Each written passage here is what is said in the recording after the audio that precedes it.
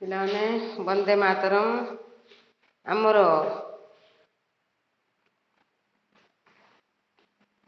କାରା କାହାଣୀ ସରିଯାଇଛି। ତାର ପ୍ରଶ୍ନ ଉତ୍ତର ଆଜି ଆମେ ଆଲୋଚନା କରିବା। ତା ପୂର୍ବରୁ ଆମେ ଗୋଟିଏ ସେକେଣ୍ଡ ପାଇଁ ପରମ ପ୍ରଭୁ ଶ୍ରୀ ଅରବିନ୍ଦ ଓ କରୁଣାମୟୀ ମାଙ୍କ ନିକଟରେ ସାଇଲେନ୍ସ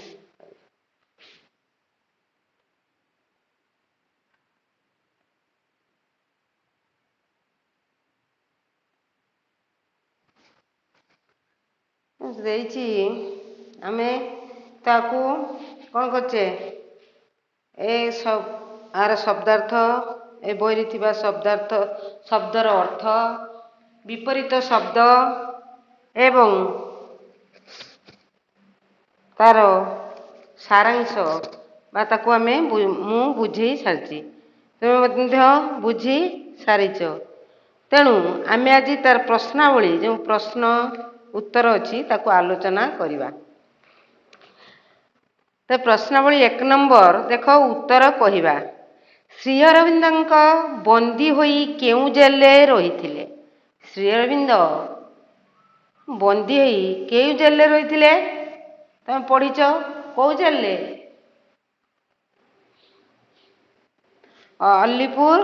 ଆଲିପୁର ଜେଲରେ ରହିଥିଲେ।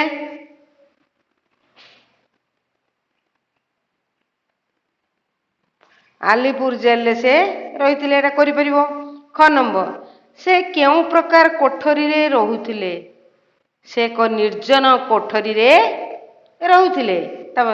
ସେ ପ୍ରଥମେ କାହିଁକି ନିରାଶ ହୋଇ ପଡ଼ିଲେ?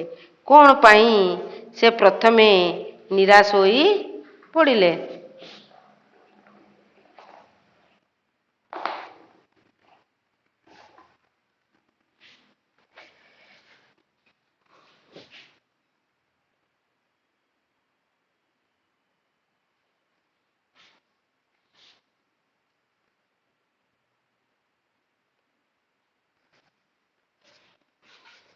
ଦେଖ, ଗ ନମ୍ବର, ସେ ପ୍ରଥମେ କାହିଁକି ନିରାଶ ହୋଇ ପଡ଼ିଲେ?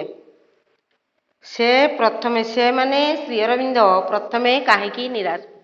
ନା, ଶ୍ରୀ ଅରବିନ୍ଦ ଜେଲ ମଧ୍ୟରେ ଦିନ ପରେ ଦିନ 24 ଘଣ୍ଟା ଏକାକୀ ଗୋଟିଏ କୋଠରୀ ମଧ୍ୟରେ ମୁହଁ ବନ୍ଦ କରି ରହିବା ଓ ତାଙ୍କର କାହାରି ସହିତ ଦେଖା ସାକ୍ଷାତ ବା କଥାବାର୍ତ୍ତା ନ କରିବାର ସୁଯୋଗ ନଥିଲା। ଜୀବନରେ କୌଣସି ବୈଚିତ୍ର୍ୟ ନାହିଁ, କୌଣସି କାର୍ଯ୍ୟ ନାହିଁ, ପଢ଼ିବା ନିମନ୍ତେ ଖଣ୍ଡିଏ ବହି ନାହିଁ, ବହି ମଧ୍ୟ ନାହିଁ। ଏଥିପାଇଁ ପ୍ରଥମେ ସେ ନିରାଶ ହୋଇ ପଡ଼ିଲେ। ଏଟା ହେଲା ଗ ନମ୍ବର। ତାପରେ ଘ ନମ୍ବର, 2 ଦିନ ପରେ ସେ ତାଙ୍କ ପ୍ରଶ୍ନର କି ଉତ୍ତର ପାଇଲେ? ଜେଲରେ ରହିବା ଦିନେ 2 ଦିନ ପରେ ଶ୍ରୀ ଅରବିନ୍ଦ ତାଙ୍କ ଉତ୍ତର ପାଇଲେ। ଥୟ ଧର, ଏହାର କାରଣ ପରେ ଜାଣିବ। ତାପରେ ଜେଲ ମଧ୍ୟରେ ନିର୍ଜନ କୋଠରୀରେ ସେ କ'ଣ କରୁଥିଲେ? ଜେଲ ମଧ୍ୟରେ ନିର୍ଜନ କୋଠରୀରେ ଶ୍ରୀ ଅରବିନ୍ଦ ସବୁବେଳେ ବା ପ୍ରତିକ୍ଷଣ ଧ୍ୟାନସ୍ଥ ରହନ୍ତି ଓ କାରାଗାର ତାଙ୍କ ପାଇଁ ଥିଲା ଯୋଗାଶ୍ରମ। ଏଗଲା 1 ନମ୍ବର ସମସ୍ତ ପ୍ରଶ୍ନର ଉତ୍ତର। ତାପରେ ଆମେ 2 ନମ୍ବର ଯିବା। 2 ନମ୍ବର ଦେଇଛି, ଆସ ଉତ୍ତର ଲେଖିବା। ତାଙ୍କର ଐକାନ୍ତିକ ସାଧନା ଫଳରେ ଜେଲରେ ସେ କ'ଣ ପାଇଲେ? କ'ଣ ପାଇଲେ ରେ? ନା, ତାଙ୍କର ଐକାନ୍ତିକ ସାଧନା ଫଳରେ ଜେଲରେ ଶ୍ରୀ ଅରବିନ୍ଦ ଐଶ୍ୱରିକ ଶକ୍ତିର ସନ୍ଧାନ ପାଇଲେ। ଗୀତା ଉପନିଷଦ ପାଠ କରିବାରେ ସବୁ ସମୟ କଟାଇଲେ। ଧ୍ୟାନ ଯୁଗରେ ବୁଡ଼ି ରହିଲେ।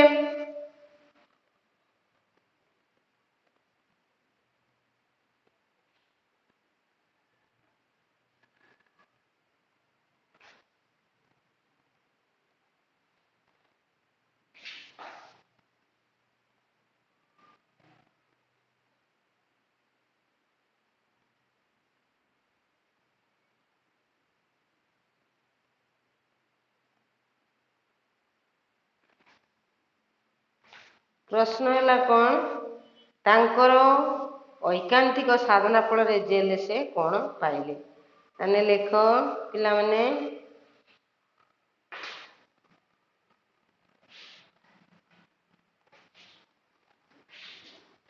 ତାକୁ ଲେଖି ସାରିଲ, ତାପରେ ମୁଁ ଲେଖୁଛି 2 ନମ୍ବର।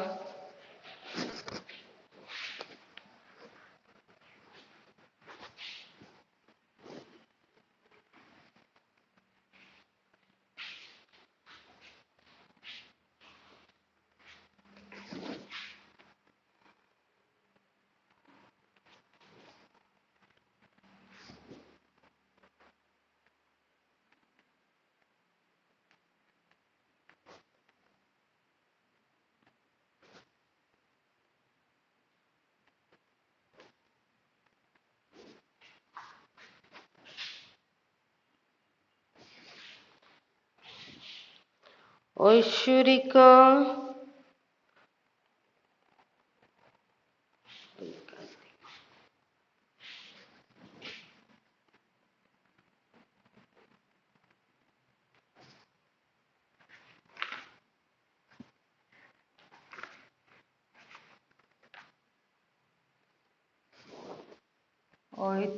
ଐକାନ୍ତିକ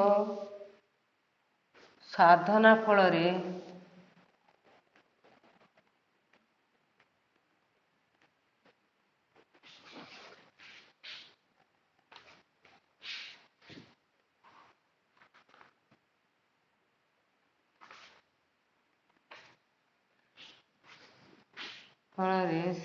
ଜେଲରେ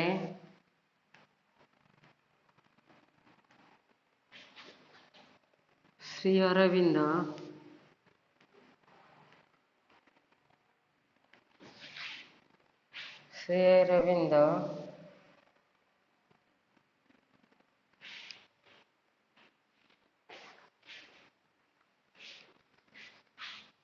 ଐଶ୍ୱରିକ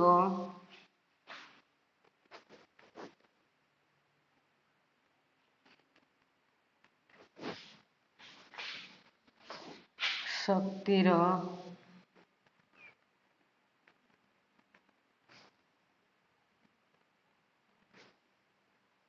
ସନ୍ଧାନ ପାଇଲେ।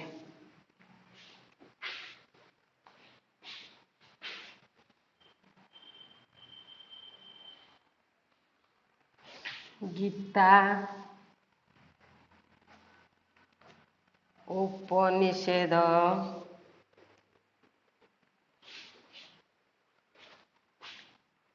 ପାଠ କରିବାରେ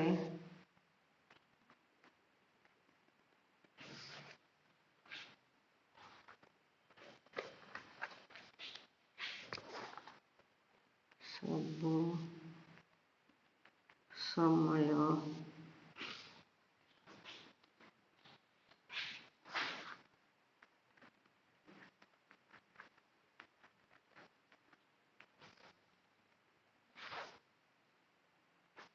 ଧ୍ୟାନ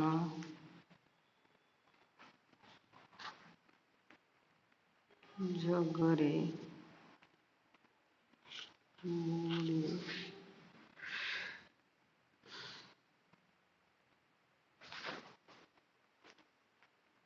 ରହିଲେ। ତାହେଲେ କ'ଣ ହେଲା ନା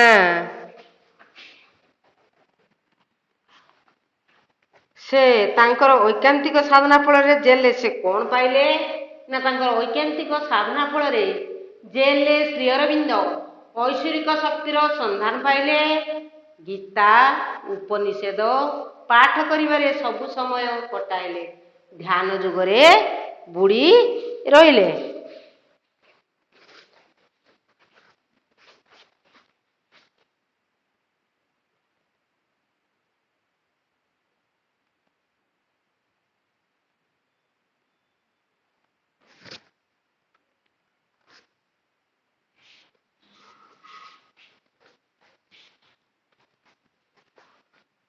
ଗଲା খ ନମ୍ବର। କ ନମ୍ବର ଭଗବାନଙ୍କ ସାକ୍ଷାତ ଦର୍ଶନର ଅର୍ଥ କ'ଣ? ଭଗବାନଙ୍କ ସାକ୍ଷାତ ଦର୍ଶନର ଅର୍ଥ ହେଲା ସଚେତନ ଅବସ୍ଥାରେ ଖୋଲା ଆଖିରେ ଭଗବାନଙ୍କୁ ସର୍ବତ୍ର ଦର୍ଶନ କରିବା। ସଚେତନ ଅବସ୍ଥାରେ ଖୋଲା ଆଖିରେ ଭଗବାନଙ୍କୁ ଦର୍ଶନ କରିବା। ହଁ।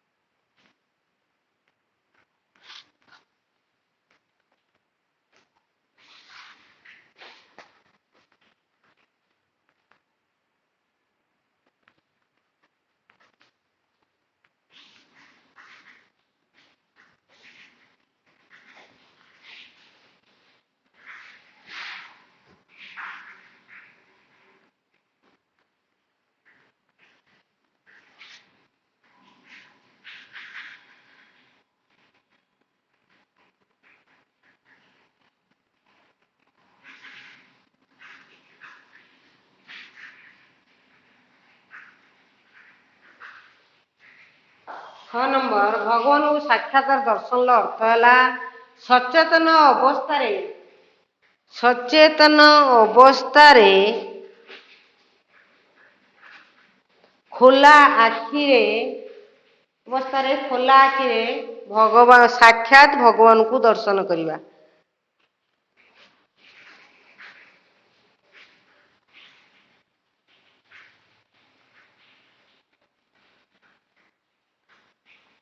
ଭଗବାନଙ୍କୁ ସର୍ବତ୍ର ଦର୍ଶନ କରିବା।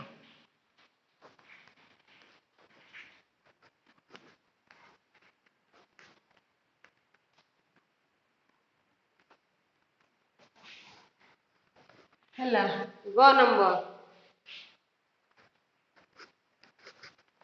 ପରେ ସେ ମନୁଷ୍ୟ ପଶୁପକ୍ଷୀ ଗଛଲତା ମଧ୍ୟରେ କଣ ଉପଲବ୍ଧି କଲେ?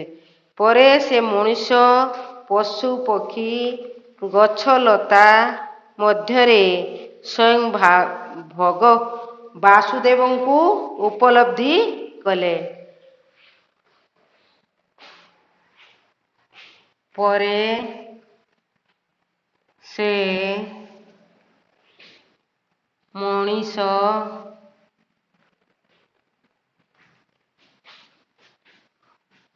ପଶୁ ପକ୍ଷୀ ଗଛଲତା ମଧ୍ୟରେ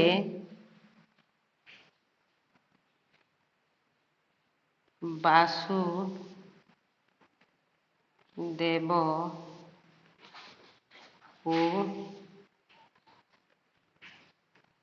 ଦର୍ଶନ କଲେ। ସେ ଯେଠି ଦେଖୁଥିଲେ ପଶୁ ପକ୍ଷୀ ମଣିଷ ଗଛ ଲତା ପ୍ରହରୀ ଜଜ୍ ସବୁ ତାଙ୍କୁ ବାସୁଦେବ ଭଳି ଦେଖାଯାଉଥିଲେ। ଭଗବାନ ବାସୁଦେବ ଭଳି ଦେଖାଯାଉଥିଲେ। ତେଣୁ ସିଏ କଣ କଲେ ନା ସ୍ୱୟଂ ବାସୁଦେବଙ୍କୁ ସେ ଗଛଲତା ପରେ ସେ ମଣିଷ ପଶୁପକ୍ଷୀ ଗଛଲତା ମଧ୍ୟରେ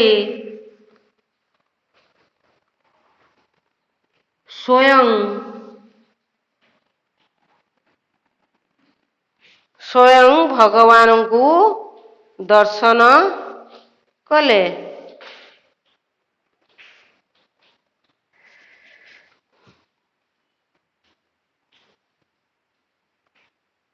ଦର୍ଶନ କଲେ ବା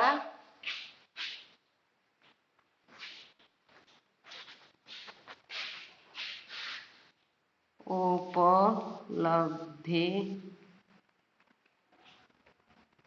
କଲେ। ହେଲା। ତାପରେ ଘ ନମ୍ବର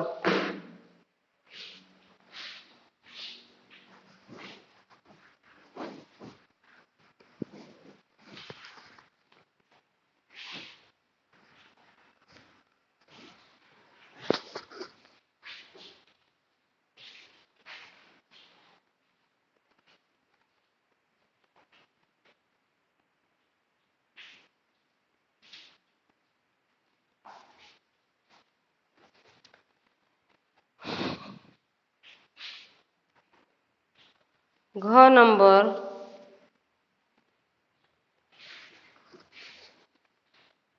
ଭଗବାନଙ୍କୁ ସେ କଣ କହିଲେ?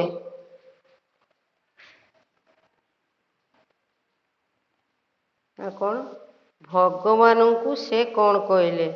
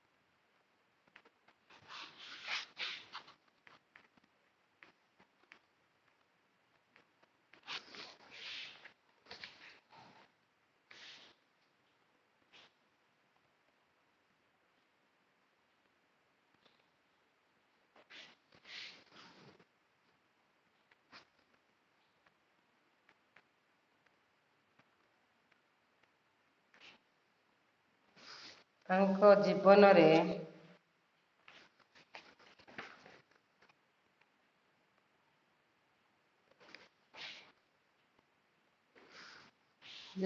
ବ୍ରତ ପାଳନ କାର୍ଯ୍ୟରେ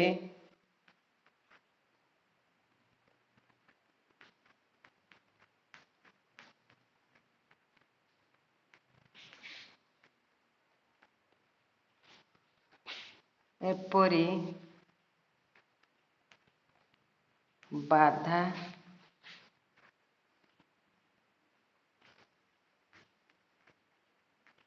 ଦେଲେ କାହିଁକି?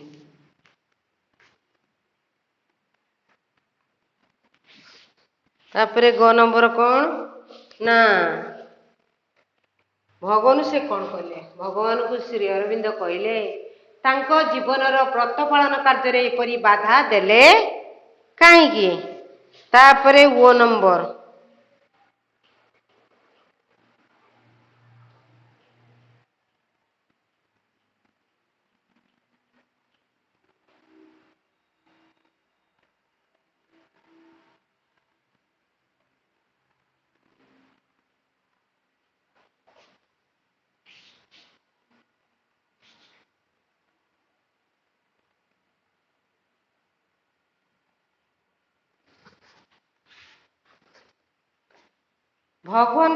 ଭଗବାନ ସେ କଣ?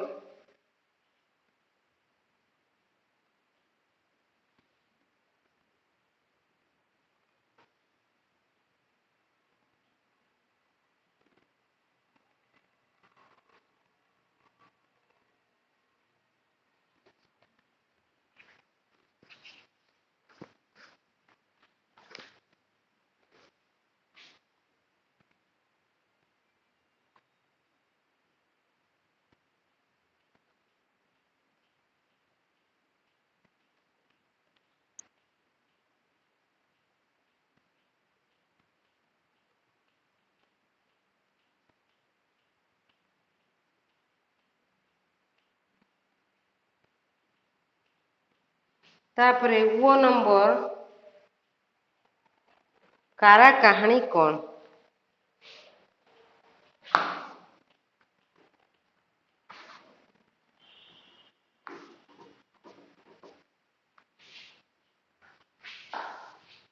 ବହୁତ ବଟା ଗଲା। ଗ ନମ୍ବର କଣ? ପରେ ପଶୁପକ୍ଷୀ ଗଛଲତାରୁ କଣ ଉପଲବ୍ଧି କଲେ?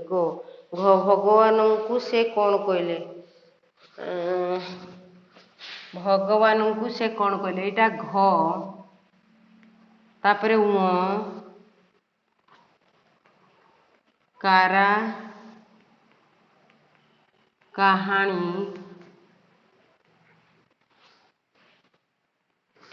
କଣ? ଉତ୍ତର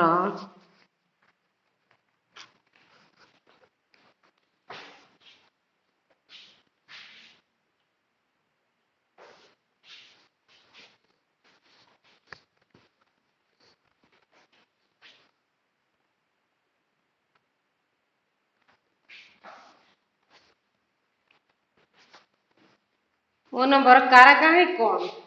ବିଚାର ପରେ ଶ୍ରୀ ଅରବିନ୍ଦ ନିର୍ଦ୍ଦୋଷ ବୋଲି ମୁକ୍ତ ହେଲେ।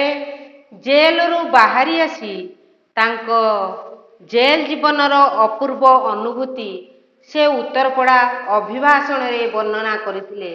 ଏହା କାରାକାହାଣୀରେ ଲିପିବଦ୍ଧ ହୋଇ ରହିଛି। ଏଗଲା ଓ ନମ୍ବର।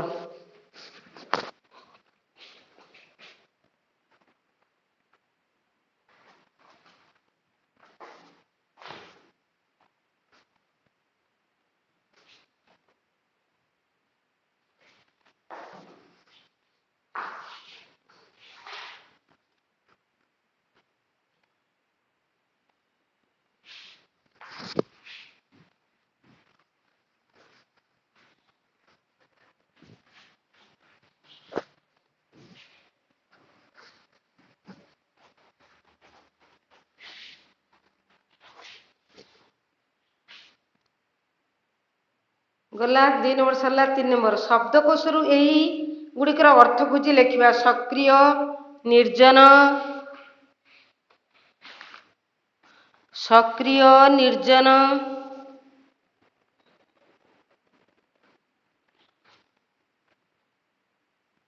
ଧୈର୍ଯ୍ୟ, ଉପଲବ୍ଧି, ଧ୍ୟାନ, ସାଧନା, ଉତ୍ସର୍ଗ, ନିର୍ବିଘ୍ନ।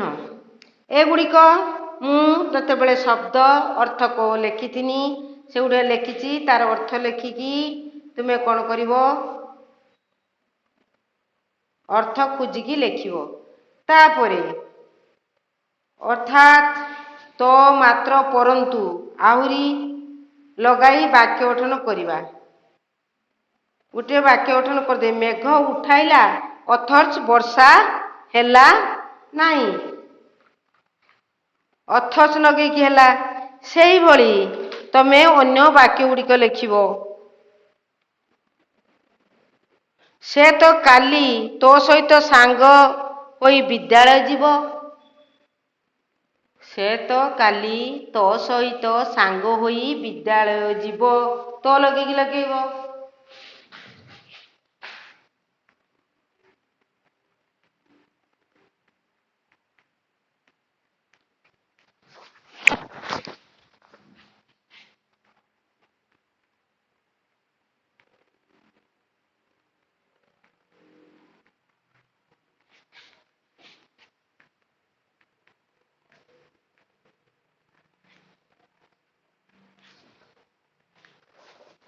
ଚାर ନମ୍ବର।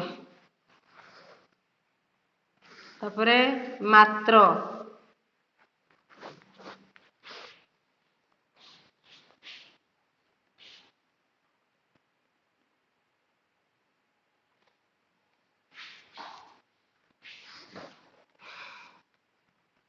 ମାଙ୍କ ଆଦେଶ ନିକଟରେ, ମାଙ୍କ ଆଦର୍ଶ ନିକଟରେ ମାତ୍ର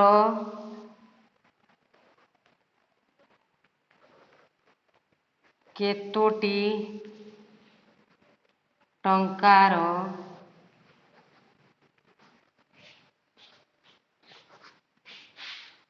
ମୂଲ୍ୟ କ'ଣ? ମାତ୍ର ଗଲା। ପରନ୍ତୁ,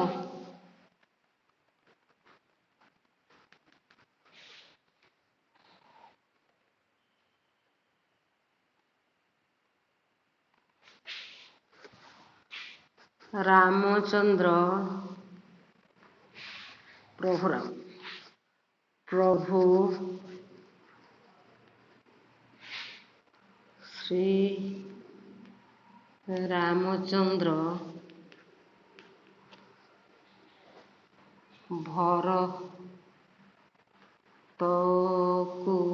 ଭରତଙ୍କୁ ପଠାଉ ଦେଲେ। ପରନ୍ତୁ ରାଜ୍ୟକୁ ଫେରିଲେ ନାହିଁ। परंतु प्रभु श्री रामचंद्र भरत को पठाऊ देले परंतु राज्य को फेरिले नहीं। तापरे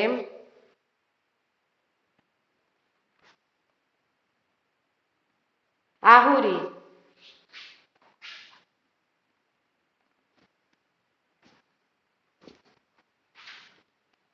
आहुरी आजी आहुरी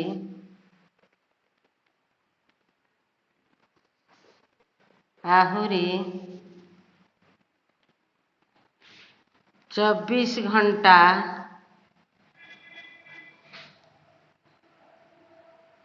वर्षा हेबार संभावना अछि। आहुरी 24 घंटा वर्षा हेबार संभावना अछि। ए सबू तो मात्र परंतु आहुरी से कहिछि तो मात्र परंतु आहुरी आउ कौन अथच से कर देछि। तेणु आउ एगुड़िक आमे करी देले कौन एगुड़िक लेखि नियो। तापरे 5 नंबर को जिबा।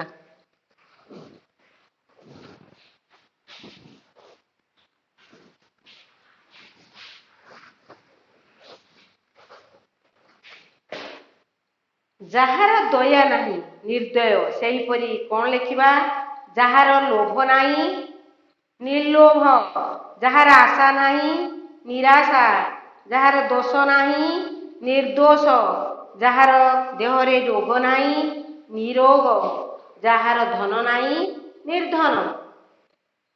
ହେଲା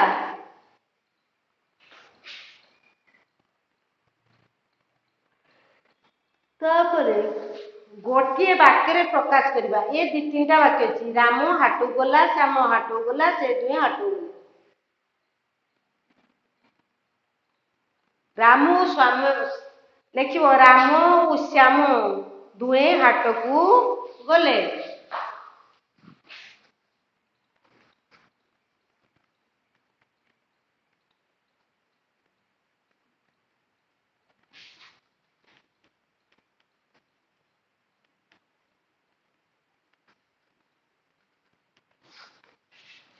सही बारंबार सही राम हाटू गला श्याम हाटू गला आमे राम हाटू गला श्याम हाटू गला से दुहे गले। तेणु आमे जदि लिखिदेले राम और श्याम हाट को गले ताने जना पड़ला से 2 जन जाक हाट को गले। तापरे से गाँ को सिना जीव मेला देखिबो ना।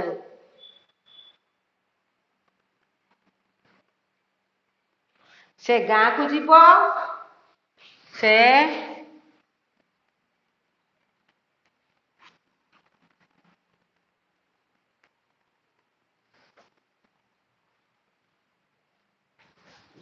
किंतु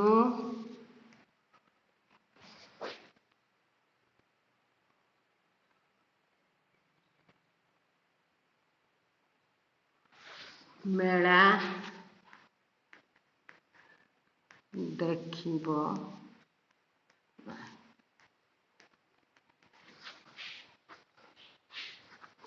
गला को ख तापरे ग नंबर हरि बंधु घर को जीव माधुरी कहला से जीव बापा कहले 2 जन मध्य जणे जीव।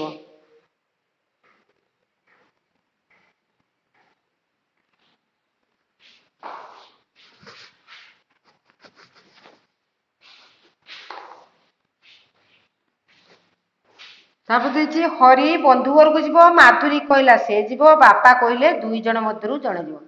बापा कहिले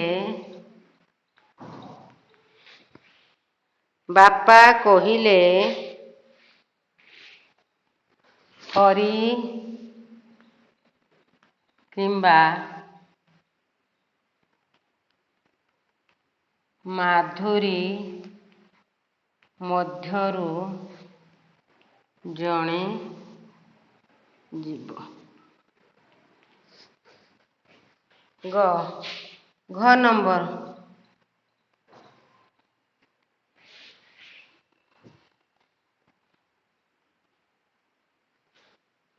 ମାଧବୀ ମାଧବୀ ପାୟଲ ସାଙ୍ଗ, ପାୟଲ କାକଳିର ସାଙ୍ଗ, ଏ ତିନି ଜଣ ଯାକ ସାଙ୍ଗ।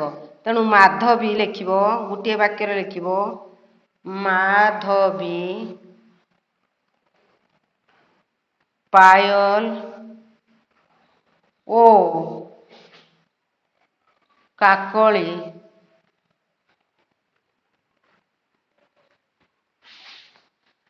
ଏହି ତିନି ଜଣ ସାଙ୍ଗ।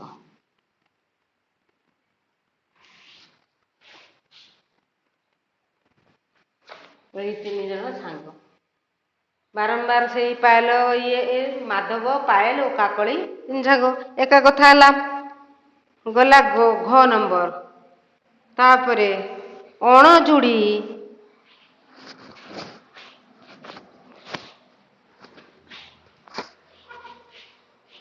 ଅଣଯୋଡ଼ି ଯେନ ଅଣ ଓସାରିଆ ପୂର୍ବରୁ ଅଣଯୋଡ଼ି ବିପରୀତ ଶବ୍ଦ ହୁଏ, ସେହିପରି ଅଣଯୋଡ଼ି ଆଉ 5ଟି ବିପରୀତ ଶବ୍ଦ ଲେଖିବ। ତମେ ଅଣ ଲଗେଇକି ଆଉ 5ଟି ତମେ ନିଜେ ବିପରୀତ ଶବ୍ଦ ଲେଖିବ। ତାପରେ ଏହି ଅକ୍ଷର ଖନ୍ଦାରେ 6 ସ୍ୱାଧୀନତା ସଂଗ୍ରାମୀ ନାମ ରୁଚି ରହିଛି, ଖୋଜି ବାହାର କରିବ। ଦେଖ ଗୋଟେ ଖନ୍ଦା ଦେଇଛି ଗାର ପଡିକି, ଏଥିରେ 6 ଜଣ ସ୍ୱାଧୀନତା ସଂଗ୍ରାମୀଙ୍କର ନାମ ରହିଛି।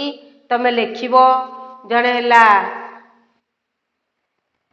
ଦେଖ ଗାନ୍ଧୀଜୀ ଅଛି, ନେହୁରୁ ଅଛି, ତିଲକ, ପଟେଲ, ଅରବିନ୍ଦ, ବିପିନ ଅଛି। ତମେ ଆକୁ ଖୋଜିକି ଲେଖିବ। ଏ ହେଲା ଆମର କାହାଣୀର ସମସ୍ତ ପ୍ରଶ୍ନ ଉତ୍ତର ଆଜି ଆମର ସରିଗଲା। ଆମେ ପରବର୍ତ୍ତୀ ପିରିୟଡ଼କୁ ଆମେ କ'ଣ କରିବା ନା ତାର ପରବର୍ତ୍ତୀ ବିଷୟ ହେମନ୍ତ ଋତୁ ଯେଉଁ ଅଛି ସେ ବିଷୟରେ ପଢ଼ିବା। ତେଣୁ ଆଜି ପାଇଁ ଏତିକ। ବନ୍ଦେ ମାତରମ୍।